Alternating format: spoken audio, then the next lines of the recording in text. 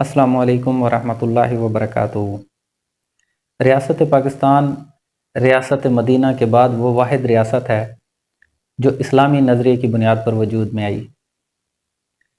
اسلامی نظریہ پہلے سے موجود تھا، لیکن زمین کا ٹکڑا بعد میں حاصل کیا گیا۔ قانون پہلے سے موجود تھا، ریاست بعد میں وجود میں آئی۔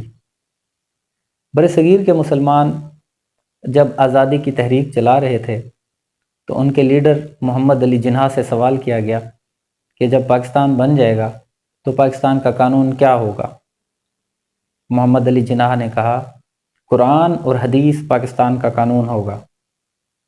جب پاکستان وجود میں آ گیا، ریاست بن گئی، تو پاکستان کے قانون کو لکھنے کے لیے، دستور پاکستان کو ترتیب دینے کے لیے، ایون جو آج موجود ہے 1973 کا آئین، اس میں بنیادی الفاظ ہی یہی لکھے گئے ہیں کہ پاکستان کا قانون قرآن اور حدیث سے ماخوذ ہوگا۔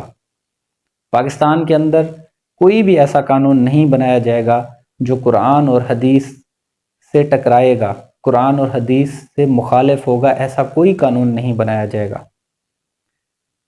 پاکستان کے قانون کے اندر اگر قرآن اور حدیث کے مخالف کوئی قانون نہیں بنایا گیا، قرآن اور حدیث سے ماخوذ سارے قوانین ہیں، تو پھر اسلام میں تو چور کی سزا ہاتھ کاٹ دینا ہے، زانی کی سزا سنگسار کر دینا، شرابی کی سزا کوڑے مارنا، تہمت لگانے والے کی سزا کوڑے مارنا ہے۔ تو پاکستان میں ایسا کیوں نہیں ہوتا؟ جی ایک بہت بڑا سوال ہے۔ سعودی عرب کے اندر خلیج کے جو ممالک ہیں، سعودی عرب کی مثال لے لیں کہ جب کوئی چوری کرتا ہے تو اس کا ہاتھ کاٹ دیا جاتا ہے، جب کوئی قتل کرتا ہے تو بدلے میں قتل کر دیا جاتا ہے۔ لیکن پاکستان میں ایسا کیوں نہیں ہوتا؟ پاکستان کے دستور میں جب لکھ دیا گیا ہے کہ پاکستان کا قانون قرآن اور حدیث سے ماخوذ ہوگا، تو پھر اس پر عمل کیوں نہیں ہوتا؟ سعودی عرب کے اندر جو قانون بنایا گیا ہے وہ قرآن اور حدیث کو کاپی کر کے قانون کے اندر لکھ دیا گیا ہے، ہو بہو ویسا کا ویسا لکھ دیا گیا ہے۔ اور وہاں کے جو ججز ہیں، جو وکلاء ہیں، وہ ان کی مادری زبان عربک ہے، وہ عربی کو سمجھتے ہیں، تو اس لیے آسانی سے سیدھا سیدھا فیصلہ ہو جاتا ہے کہ جو بھی مجرم ہوتا ہے اس کو قرآن اور حدیث کے مطابق سزا دے دی جاتی ہے۔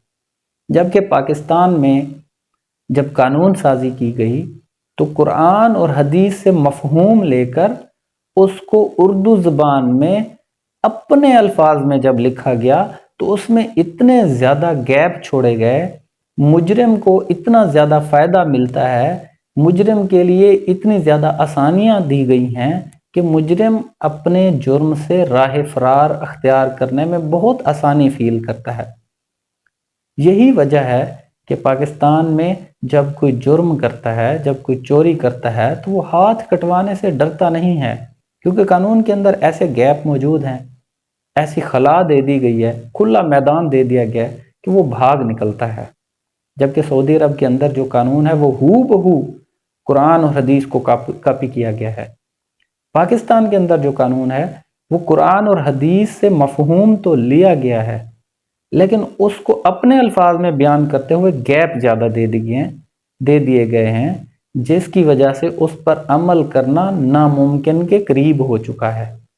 اسی طرح جنرل ضیاء الحق نے جب اقتدار پہ قبضہ کیا تھا تو اس نے 1979 میں حدود آرڈیننس نافذ کیا تھا۔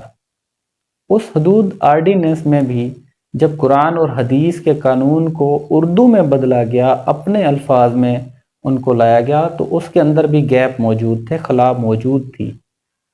لیکن بدقسمتی سے 2006 میں حقوق نسواں کے بل کے نام پہ اس قانون کو بھی تبدیل کر دیا گیا۔ بے شک پاکستان کا قانون اسلامی ہے، لیکن یہ 100% نہیں ہے، اس میں غیر اسلامی شکوک بھی موجود ہیں، لیکن ان کی تعداد آٹے میں نمک سے بھی کم ہے۔ اور جو قانون اسلامی ہے وہ عملی نہیں ہے، نظریاتی طور پر موجود ہے، لیکن جب اس پر عمل کی باری آتی ہے تو اس کے اندر بہت زیادہ گیپس ہیں۔ مجرم کے لیے کھلا میدان ہے کہ وہ آسانی سے اپنے جرم کی سزا سے بچ سکتا ہے۔ اگر ہمیں پاکستان میں اللہ کی شریعت کو نافذ کرنا ہے تو قرآن اور حدیث میں موجود جو اللہ رب العزت نے شریعت نافذ کی ہے اس کو اردو میں صرف ٹرانسلیٹ کر کے قانون کے اندر رکھ دیا جائے، نہ کہ اس کو ترجمہ کرنے کے بعد اپنے الفاظ میں بیان کرتے ہوئے بہت زیادہ خلا چھوڑے جائیں۔ جب اپنے الفاظ میں بیان کیا جائے گا تو یہی حال ہوگا کہ ہمارے چور بھی دن دناتے پھریں گے، قاتل بھی دن دناتے پھریں گے، اور ملک میں امن بھی نہیں ہوگا اور کرپشن بھی عروج پر ہوگی۔